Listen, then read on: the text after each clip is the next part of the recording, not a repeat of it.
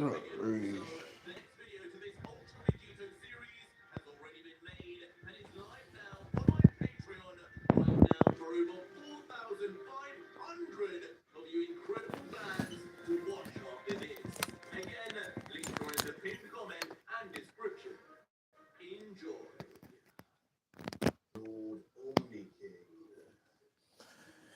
Alrighty, everybody. So we're talking about NXT's pay-per-view that PLE that came on last night. It was NXT Deadline, had a feature of matches that were on the card. It was the rematch between Oba Femi and Ricky Saints for the NXT Championship. It was announced on last week's NXT show of NXT that they will be the first matchup on the card. Was actually, I think, the first time they actually did that, and not a lot of people were like disappointed with the fact or the match. It was actually a really good overall match that showcased didn't make like the predominant ruler per se, but they did have a good showcasing out there, and it made Ricky Saint look like he was a well deserving champion, fighting champion by the way. So even if you've seen any of my posts that I've had on my channel, you've seen that Obafemi has became the two-time NXT champion. And so, with that added to the fact, he will face Cody Rhodes at Saturday night's main event, and we will have Cody Rhodes against Obafemi and Saturday Night Main Event, champion versus champion. So it will be a really good showcasing for everybody to see, especially for the future the outlook. More so again, if you feel like Obafemi is heading to the main roster and is well deserving of it, then that's a whole other topic right there for you. But we are in the well works of some of the people that are on the NXT roster now are going to be reshaping the main roster in a few.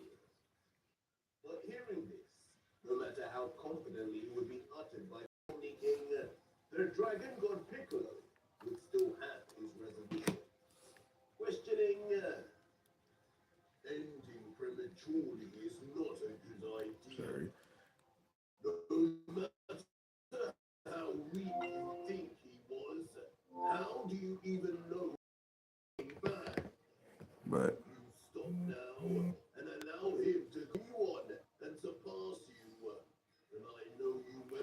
But yeah, so it was that matchup. There was the women's Soul Survivor matchup. Sorry, because I remember at one point they were the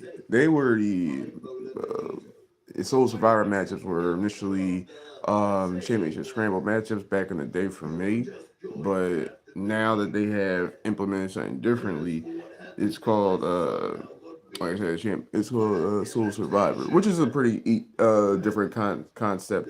It's basically the person with the most pinfalls is the winner within a 25-minute interval. And with that, we had a slew. It was it was two of them. So there was um, the women's survivor, and there was the men's soul survivor. We'll get to the men's later. And as far as the women's soul survivor, it it was So Ruka, Jordan Grace, Kalani Jordan, Lola Vice, and I think So Ruka and Kenya Gray. So they were the participants involved. It was um overall start to finish. It was a really good decent matchup.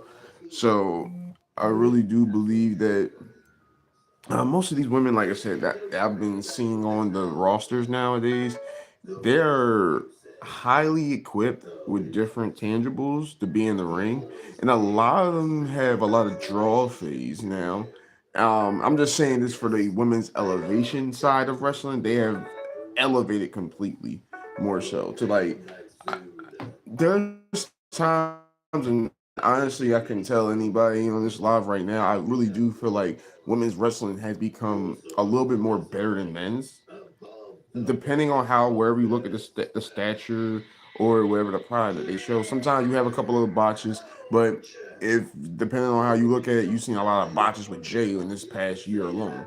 So no disregards to the women, but they are definitely performing. For me, they're outperforming the men a lot more. So with all that said, well deserved for Jordan. I'm sorry, Jaden Gray for winning the Women's Soul Survivor, and she will be facing the NXT Women's Champion next month. So this will be, like I said, more expectations to the storyline that they're having now at this point. And again, I am have been I have been lagging as far as NXT coverage more so. So we are going to go ahead and be covering more of NXT going into lives and posts. So trust and believe we'll have more info coming up to your. I'm sorry, just give me a few seconds. I have to go ahead and making sure I'm getting all the participants' names correctly.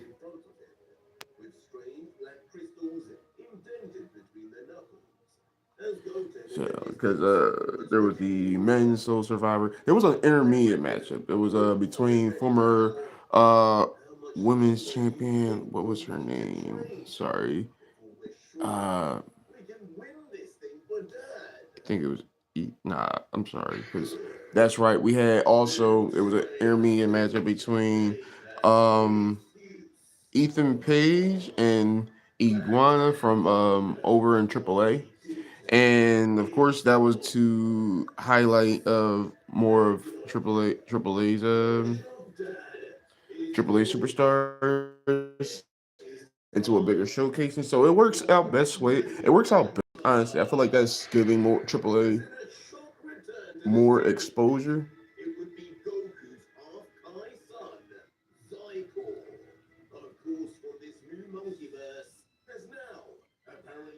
Yeah. So all right, Tatum Plaxi seeks the revenge. All right, that's what it is. It was Tatum Plaxi versus Izzy Dame. So Izzy Dame was the former NXT Women's Champion. Her and Plaxi had a storyline going on. As far as I'm concerned, they were in a faction more so. Izzy Dame was champion. No, I'm sorry. Plaxi was a champion at the time. Izzy Dane was the one who took advantage of her more so, and screwed her from her title. And this what led to that rivalry. It was for me it was an impromptu because I didn't follow this matchup or storyline as well. Some storylines don't catch my or draw my attention. So this is one of them storylines to where it took for me a little bit to really even get in tune. I had to like really look at the preview. I think I looked at majority of all. I looked at the pre-match. I'm sorry, the pre-show, just for the hype of the storyline to understand it. And I honestly wasn't really like kind of. It's typical WWE storyline where it kind of like dry sense it out. So you kind of like either in tune with it or you're not in tune with it. So unfortunately, I wasn't the one in tune. At the end of the day, it all made sense to a bitter friendship turn to former friends. So at the end of the day, Tatum Plaxi did not get her revenge, and so Izzy Dame unfortunately had won the matchup. Uh, yeah, it was via not outside interference. It was just a lack of concentration, unfortunately. And there was another matchup on here because unfortunately I'm gonna get to this right now because Javon Evans is going to be next on the roster. So if anybody feels that this kid is ready at 20 something years old to take advantage of then please comment. But Javon can be this year's better version of what Evan Bourne was, but way more. I feel like he's way more athletic and has way more fan base and push behind him.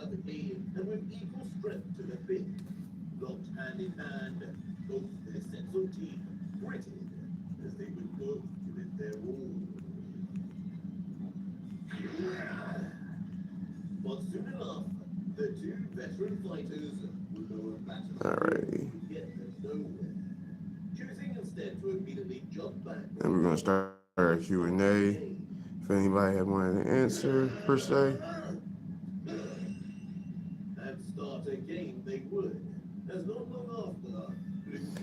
So again, Javon Evans, he had, and I'm making sure I'm getting everybody in the participant matchup names correctly, just to not disrespect.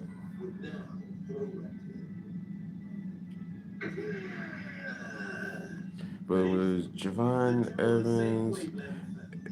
Sorry, Javon. It was Javon Evans. Is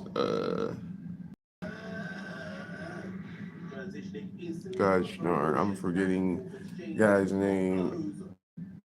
Sutton. Joe Henry.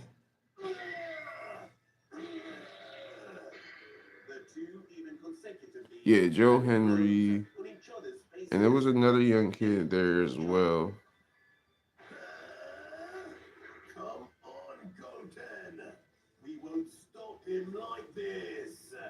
But basically, Javon Evans. I'm trying to remember his tag team partner's name. Sorry, it's been a while since I've had to say young guy's name because he's 21 as well. And even though he's featured, he's the TNA X Division was featured in the matchup. There was the one thing I do like about nowadays with the cross between uh, TNA and NXT is that we're out to see both superstars, like depending on who, to finally comp collab and make matches and everything. So now it gives a new different iteration for the fans to go ahead and be really in tune, like I said, because they don't get a chance to see certain NXT superstars or TNA superstars. It's a good way to cross collab, like how they were doing for like the month leading up into that big what was that big matchup that they had more so.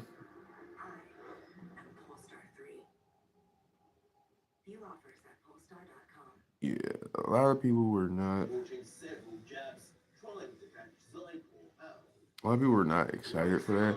Yeah, Ethan Page when he had went up against Iguana, it was for me not the most important matchup of the night. It was just like one of them intermediate ones you just wanted to have the tone down everything because you knew that the main event was going to be the big one to have to set the tone for a lot of things.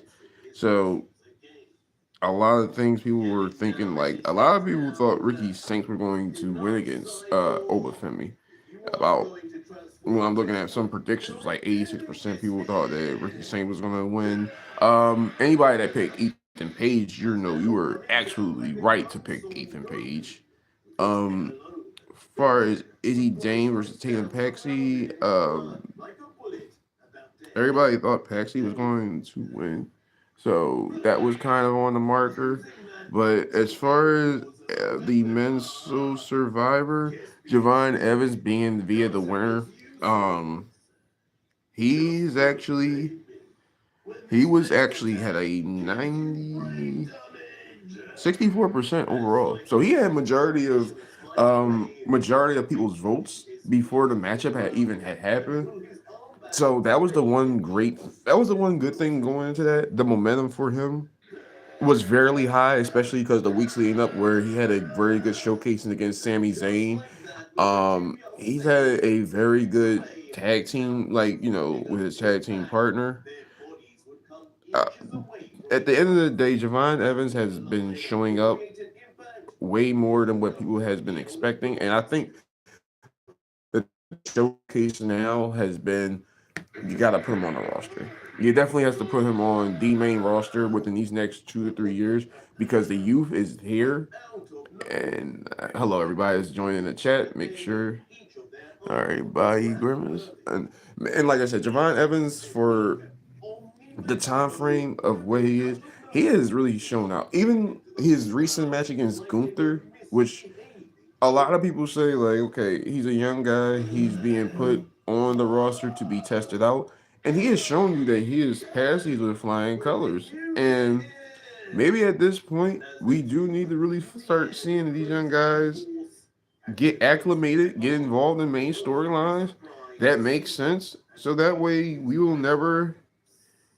have the next generation from when John Cena, Randy Orton, AJ Styles, when these guys leave out, they're now they're now in the right setup at this point.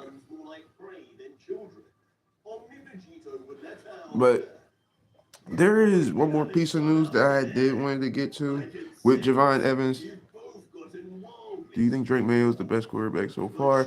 I don't.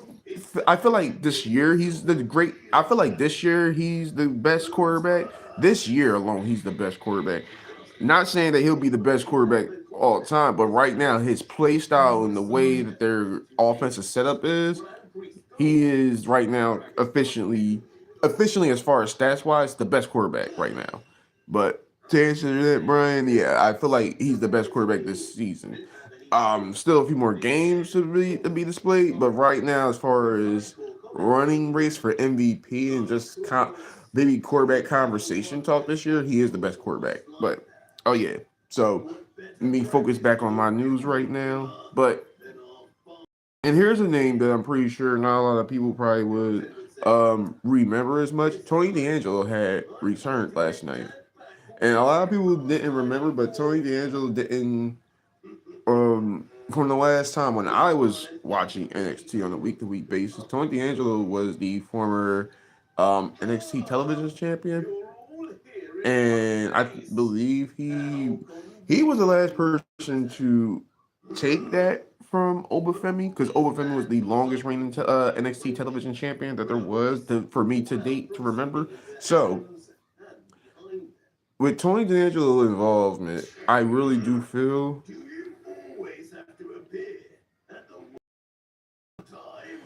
George Pickens. So George Pickens, and I'm going to get back to my topic. But George Pickens, for the most part, I am a Pittsburgh Steelers fan. So George Pickens has shown when you put him in the right system with the right players, and when you give him the right person to deliver him the ball, he can show out that he can be a prolific wide receiver or all pro wide receiver more so. So right now his hands are where they need to be. He's at a great quarterback and a good offensive system that opens the floodgates wide open for him to go ahead and have the efficient route running. And depending on the matchup too, he's going to beat that matchup 9 times out of 10. You gotta remember he's still fresh, he's still young in this league. He's only 25, so he has a very far career ahead of him, especially if he stays in Dallas with the quarterback that he has. But yeah, Tony D'Angelo, he had returned tonight, teasing that it's seeming like he wanted to bring back up his rivalry with him and Obafemi since Oba became champion again.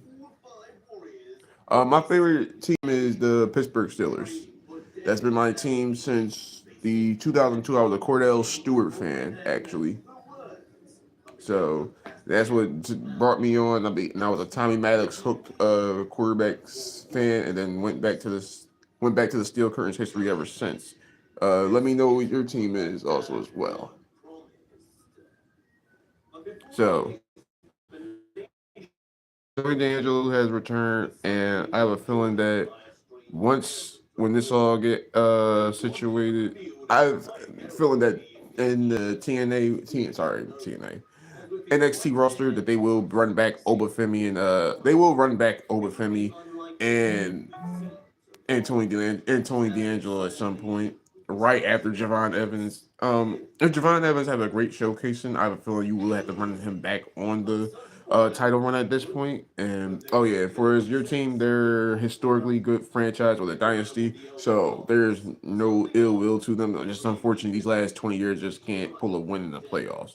But other than that, really great franchise, dynasty franchise. Can't say nothing. Can't say too much wrong about them, especially with the players that they have.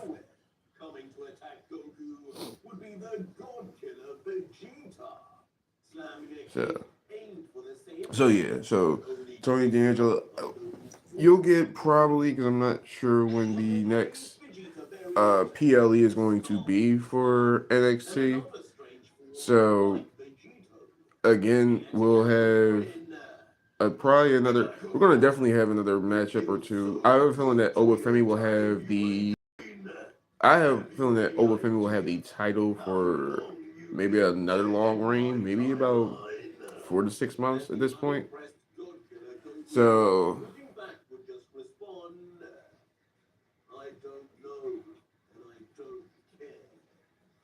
so I have a feeling that you can, at some point, make some type of magic and story happen, between all that. So maybe maybe at some point, maybe you could go ahead throw Tony D'Angelo. There's superstars and even the young superstar because he was also in the Soul Survivor matchup. He was the fourth member of Dark State. It was the one that John Cena had picked out for this matchup. I couldn't really give you his name. I just don't really know it offhand. So again, they said that he's somewhat ready. So there's a lot of guys to where now you can find your medium now at going on ahead with this roster later on to finally like maneuver and move around with guys, and so that way you will never have to worry about having to hear about a lot of things, having to go ahead and having to keep recycle a lot of things. Was it Bronco Nemo? I don't think so. Coulter James. Oh yeah, Coulter James. Yeah. So it's like all the Dark State Warriors. Oh, Dion Lennox. Okay, Dion Lennox is the Dark State Warrior who was, and I think Chris Island as well. So they're the Dark State. I have a feeling like the group will probably end up staying and being like a major heel faction. I have a feeling they gain traction, definitely, especially because of Dion Lennox's uprising, also as well. As far as yeah, TNA, I'm sorry, NXT TNA television champion. I don't feel like Ethan. You can leave the title on Ethan Page. I just, as long as he's showcased, and what I mean by showcase is on television for at least like 10 minutes to grab some type of viewership at that point. And even from this, I didn't even know that Leon Slater. All right, Leon Slater. So yeah, I didn't know even Joe Harry was on the NXT roster. I could have sworn that was like a split thing.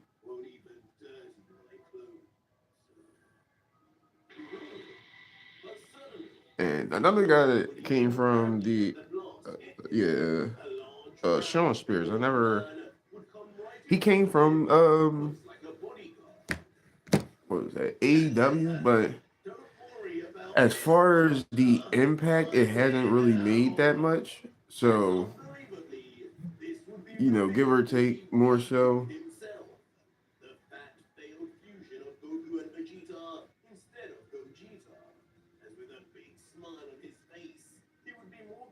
So again, we are going to be covering more NXT uh,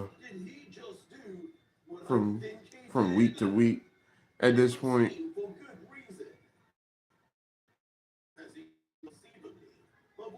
So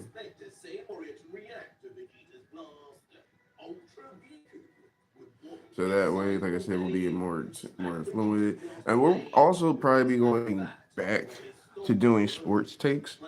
So that way, we'll have more conversations, more time to engage, and everything.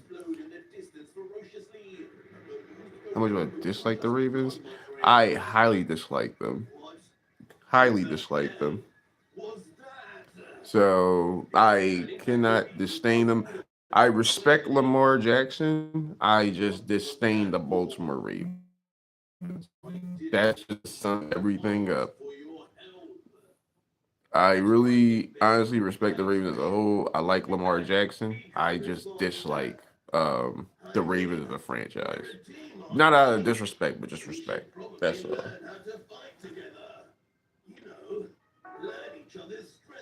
But within all that, like I said, I was gonna give my NXT take on Deadline last night. That was more of what I was dropping. I'm probably gonna be dropping more lives on here later on. Um, just a few to chat with everybody. So if you would hit the like, hit the subscribe, make sure you share this, and make sure the channel get the outreach.